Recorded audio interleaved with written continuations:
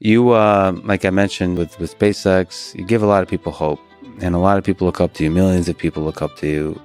If we think about young people in high school, maybe in college, what advice would you give to them about if they want to try to do something big in this world, they want to really have a big positive impact? What advice would you give them about their career, maybe about life in general? Try to be useful.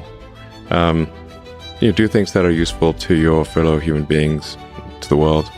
It's very hard to be useful. Very hard. Are you contributing more than you consume? Can you try to have a positive net contribution to society? I think that's the thing to aim for. Not to try to be sort of a leader for the sake of being a leader or whatever. A lot of the time, the people you want as leaders are the people who don't want to be leaders. So, if you can live a useful life, that is a good life, a life worth having lived. And I said, I would encourage people to use the mental tools of physics and apply them broadly in life. They are the best tools. When you think about education and self-education, what do you recommend? So there's the university, there's self-study, there is hands-on, sort of finding a company or a place or a set of people that do the thing you're passionate about and joining them as early as possible. There's taking a road trip across Europe for a few years and writing some poetry. Which trajectory do you suggest?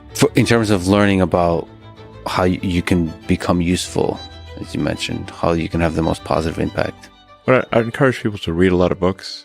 Just read, basically try to ingest as much information as you can, and try to also just develop a good general knowledge.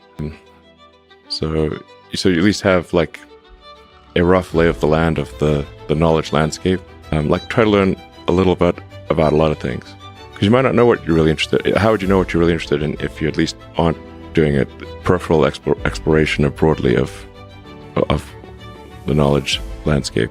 And talk to people from different walks of life and different industries and professions and skills and occupations. Just try learn as much as possible. Man's search for meaning. Isn't the whole thing a search for meaning? Yeah, what's the meaning of life and all, But just generally, like I said, I would encourage people to read broadly in many different subject areas, and then try to find something where there's an overlap of your talents and what you're interested in. So people may be good at something, or they may have skill at a particular thing, but they don't like doing it. Mm-hmm. So you want to try to find a thing where that's a combination of the things that you're inherently good at, but you also like doing. And reading is a super fast shortcut to figure out where are you both good at it, you like doing it, and it will actually have positive impact. Well, you got to learn about things somehow. So reading a broad range, just really read it. At one point when I was a kid, I read through the encyclopedia. So that was pretty helpful. And there are also things I didn't even know existed, a lot, so obviously. And it's like as broad as it gets. Encyclopedias were digestible, I think, 40 years ago. Maybe read through the condensed version of the Encyclopedia Britannica. I'd recommend that. You can always skip subjects where you read a few paragraphs and you're not interested, just jump to the next one. So read the encyclopedia or skim through it. But I put a lot of stock and certainly have a lot of respect for someone who puts in an honest day's work to do useful things. And just generally to have not a zero-sum mindset, or have more of a grow the pie mindset. If you sort of say, when we see people perhaps, including some very smart people, kind of taking an attitude of doing things that seem morally questionable, it's often because they have at a base sort of axiomatic level a zero-sum mindset, and they, without realizing it, they don't realize they have a zero-sum mindset, or at least they don't realize it consciously. And so if you have a zero-sum mindset, then the only way to get ahead is by taking things from others. If it's if the pie is fixed, then the only way to have more pie is to take someone else's pie. But this is false. Obviously, the pie has grown dramatically over time, the economic pie. So in reality, you can have, overuse this analogy, you can have, there's a lot of pie.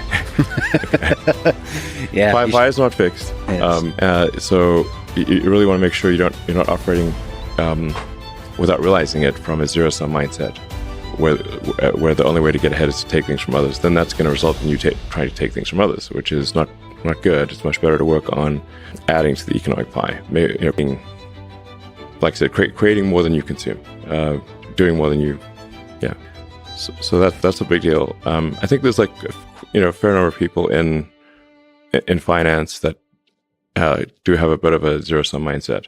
It's all walks of life. I've seen that. One of the reasons Rogan inspires me is he celebrates others a lot. Is not creating a constant competition. There's a scarcity of resources. What happens when you celebrate others, you promote others, the ideas of others, it actually grows that pie. The resources become less scarce. Mm-hmm. And that applies in a lot of kinds of domains. It applies in academia, where a lot of people see some funding for academic research is zero-sum. It is not. You celebrate each other. If you get everybody to be excited about AI, about physics, about mathematics, I think there'll be more and more funding, and I think everybody wins. That applies, I think, broadly. Exactly.